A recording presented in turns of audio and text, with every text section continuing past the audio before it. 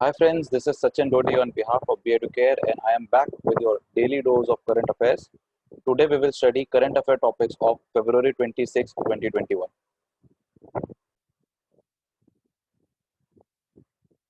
So let's see. First news. New COVID-19 strains are not more infectious, says AIIMS director. तो AIIMS के जो director हैं रणदीप गुलेरिया, उन्होंने ये बयान दिया है कि जो नया कोविड-19 का स्ट्रेन है जो कि यूनाइटेड किंगडम, यूके और ब्राजील से आया है इंडिया में, वो ज़्यादा इन्फेक्शियस नहीं है। जितना इन्फेक्शियस दूसरा कोविड है हमारा पहले वाला, उतना ज़्यादा ये नया स्ट्रेन जो है उतना इन्फेक्शियस बहुत ज़्यादा अभी नहीं है, तो घबराने की कोई ज़रूरत नहीं है।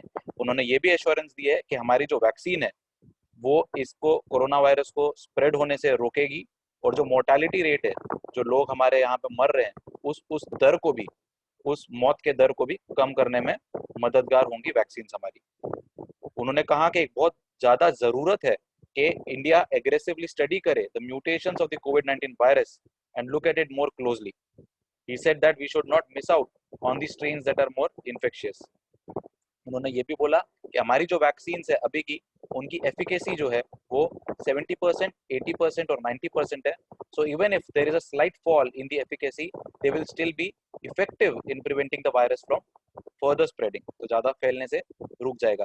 दो नए स्ट्रेन्स कोविड के महाराष्ट्र और केरला में मिले हैं। अब ये जो नए स्ट्रेन्स मिले हैं कोविड के, शायद वही रीज़न है, हो सकता है कि उसी वजह से जो सर्ज देखने को मिल रहा है, जो नंबर ऑफ केसेस महाराष्ट्र और केरला में बढ़ रहे हैं, वो शायद ये नए स्ट्रेन की वजह से हो सकता है, लेकिन इसका कोई अभी पुख्ता सबूत, कोई एविडेंस नहीं है।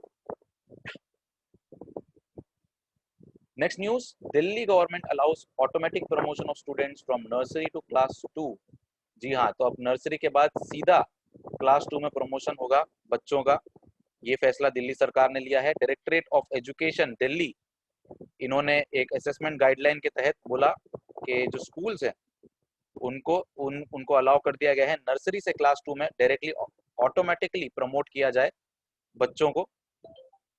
The purpose of the assessment is to understand the impact of an alternate learning approach that needed to be adopted under the prevailing circumstances। अभी की जो कंडीशन है कोविड-19 की वजह से, उसकी वजह से ये कदम उठाया गया। उन्होंने ये भी कहा है कि जो क्लास 8वीं तक के बच्चे छात्र हैं, जो तो पहली से लेकर के 8वीं तक, या छोटे बच्चों से, नर्सरी से लेकर के जो 8वीं तक के बच्चे हैं, उनकी कोई भी ऑफलाइन क्लासेस नहीं होंगी, सब ऑनलाइन क्लासेस ही होंगी। कोई ऑफलाइन एग्जाम्स नहीं होंगे, कोई ऑफलाइन क्लासेस नहीं होगी जब तक कि नए डायरेक्टिव्स नहीं आते हैं। और क्लास 9 और क्लास 11 तक के भी बच्चों के लिए कोई डायरेक्टिव्स आएंगे, उसके हिसाब से ही कुछ रेस्ट्रिक्शंस के साथ उनके एग्जाम्स जो हैं वो ऑफलाइन रखे जाएंगे, पर फिलहाल वो कोई डायरेक्टिव्स अब तक आई नहीं है। Next big news, Ravichandran Ashwin becomes the 4th highest wicket taker for India.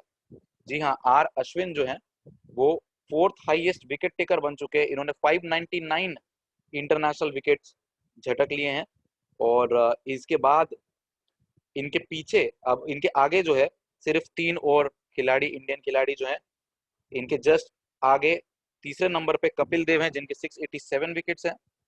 Second number पे हरभजन सिंह जिनके 707 विकेट है, और फर्स्ट नंबर पे अनिल कुंबले जिनके 953 विकेट्स है। तो 4th हाईएस्ट विकेट टेकर बने। हैरानी की बात ये कि अनिल कुंबले, हरभजन सिंह और जो फर्स्ट और सेकंड नंबर पे हैं, और 4th नंबर पे आर अश्विन, तीनों ही स्पिनर्स हैं। फास्ट बॉलर्स में अगर आप देखो तो सिर्फ कपिल देव वो हैं जिन्होंने 500 के ऊपर विकेट, यहाँ पे 3rd नंबर पे उन्होंने 687 विकेट से he is standing at number 3। तो सोचो क्या कितने उच्च किस्म के वो फास्ट बॉलर रहे होंगे। Next news, financial action task force retains Pakistan grey list status. जी हाँ, तो एफएटीएफ जो है उन्होंने पाकिस्तान को कंसिडर तो किया कि वो ग्रे लिस्ट से शायद हटा दे, लेकिन कंटिन्यू रखा उनको ग्रे लिस्ट के अंदर। जून तक वो ग्रे लिस्ट में रहेंगे। ये ग्रे लिस्ट में इसलिए है, ब्लैक लिस्टेड नहीं किया है। ग्रे लिस्ट यानी कि उनके ऊपर सर्टेन रेस्ट्रिक्शंस होते हैं वो कंट्रीज पे। इनके ऊपर, पाकिस्तान के ऊपर आरोप लगा है कि वो टेररिस्ट फाइनेंसिंग बहुत ज्यादा कर रहे हैं। तो उसकी वजह से जो टेररिज्म को फाइनेंस किया जा रहा है उस पर रोक लगाने में असफल रहा पाकिस्तान, और वो मनी लॉन्ड्रिंग को कॉम्बैट करने में, टेरर फाइनेंसिंग को रोकने में, और बाकी जो चीजें वहां पे आतंकवाद फैला है उसकी वजह से उसे अभी भी ग्रे लिस्ट में रहना पड़ा। ये 39 मेंबर्स एफएटीएफ के जो फोर्स के हैं, इंक्लूडिंग फ्रांस, जो उसका एफएटीएफ का जो हेड है, जो होस्ट है, उन्होंने मिल करके ये डिसीजन लिया कि पाकिस्तान को अभी भी ग्रे लिस्ट में रखा जाए।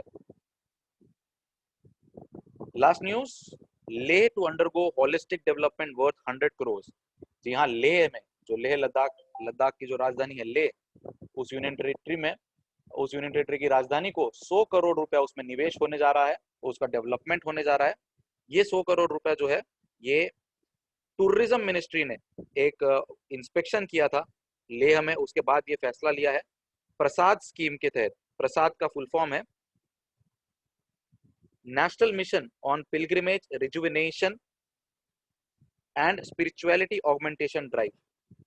तो ये जो है रिलीजियस टूरिज्म को बूस्ट देने के लिए, बढ़ावा देने के लिए इसमें निवेश किया जा रहा है। बुद्धिज्म से रिलेटेड काफी ज्यादा मोनेस्ट्रीज वगैरह लेह में बहुत फेमस है, बुद्धिस्ट मोनेस्ट्रीज।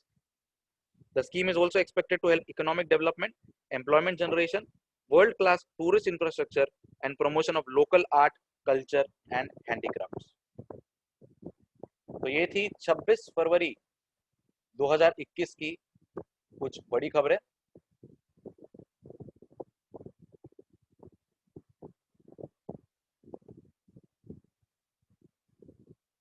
तो मैं आपसे विदा लेता हूं और मैं आपको मिलूंगा अगले सेशन में, जब हम डिस्कस करेंगे 27 फरवरी 2021 में कौन सी बड़ी खबर देश और विदेश में घटी। Till then, bye, take care, keep reading, keep studying, all the very best.